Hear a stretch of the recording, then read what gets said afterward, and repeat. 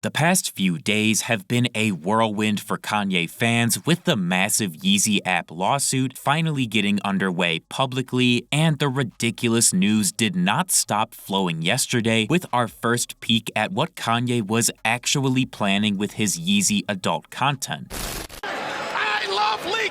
One of the community's biggest questions about YZY porn in general and that entire train of decision-making from Ye is what the end product was actually going to look like. We had reports that it wasn't real porn, and then more reports that it actually was real, and in general, fans were just confused about what Kanye really wanted to make with the porn concept. Luckily, we just yesterday got what could be concepts for YZY porn that were requested straight from Bianca. This all comes from a single YZY employee who worked under Bianca and Milo, who was somebody that Bianca would often send artistic requests to. Well, one day it seems she requested this person to construct some sort of photoshopped 3D model that appears to be a low-poly render of her naked in a scorpion pose. She even sent a shit ton of voice messages to this employee to fully explain exactly what she wanted the final concept to look like.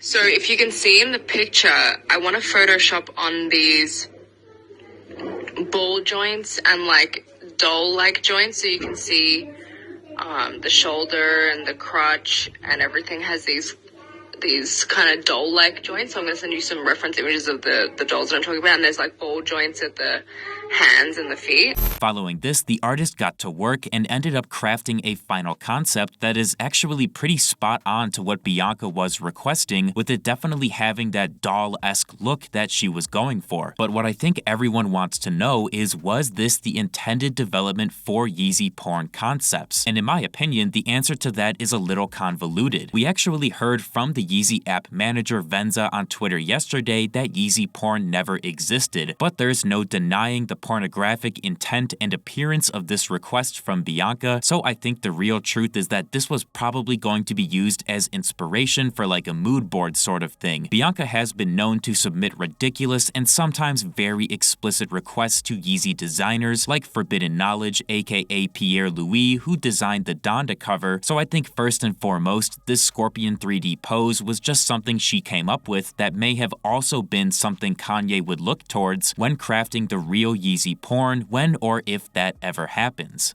The information leaks did not stop flowing yesterday, as along with the Bianca stuff, we also got the full YZY app Zoom call meeting with Ye posted to YouTube. I will say he does sound relatively collected here, but it's clear that him and everyone else on the call were in no way on the same page. Ye was continually trying to express what he wanted to do, which did not align with what the app people wanted to discuss, which is what led to the meeting being so rough and tense for both parties.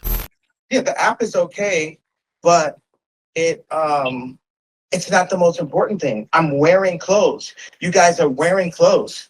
The food, the clothing, and the shelter are the most important things. The app is a means to the end. It's a communication. It's a Shopify. It's a sales tool.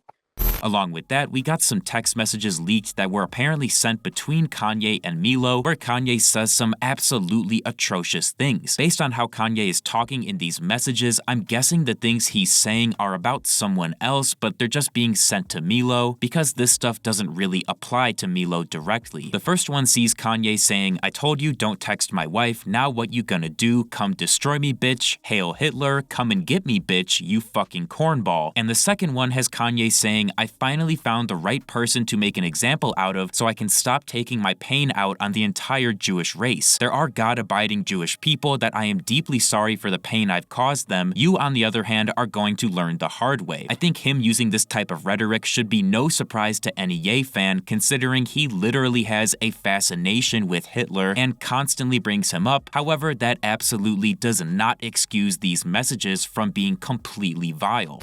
We also got a pretty massive info bomb about the Like That remix that dropped at the end of April. According to somebody who spoke with YZY, the YZY app manager, the remix was not supposed to drop on April 21st. It was actually intended to be a single for Vultures 2. Apparently, Kanye's plan depended on if the Kendrick and Drake beef kept going or not, with him intending to release Like That a week before dropping Vultures 2 if the beef continued, as a way to promote release of the album. If the beef didn't continue, the song still would have been released before, but in a different way, similar to Talking with Vultures 1. This is kind of confusing and I don't really get what the plan was, but regardless, the song was not supposed to have dropped when it did, and that only happened because the guy that uploaded it accidentally posted the full thing instead of just a snippet.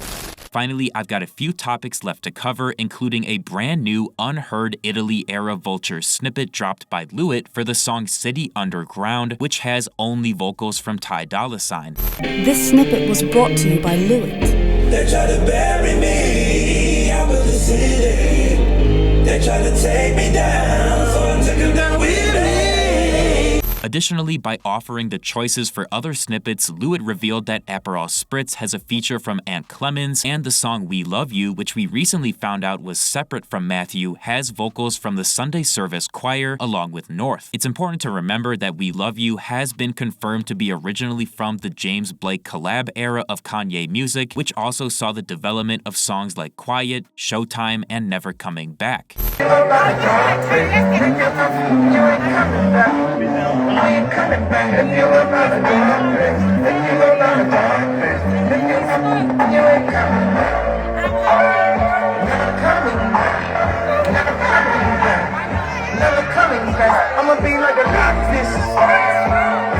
Additionally, Kanye made a very brief trip to Moscow, Russia yesterday, where he visited with designer Gosha Rubchinsky and toured the Luzhniki Soccer Stadium, where he is likely planning on hosting a future Vultures concert. And lastly, the order counter on YZY.com that appeared a few days ago went down from around 23,000 to just 9,000, and when it hit zero, it's possible that something crazy could happen. Thank you guys so much for watching. If you enjoyed, feel free to leave a like and subscribe to my channel for more videos like this, and let me know down in the comments what you think of the new City Underground snippet.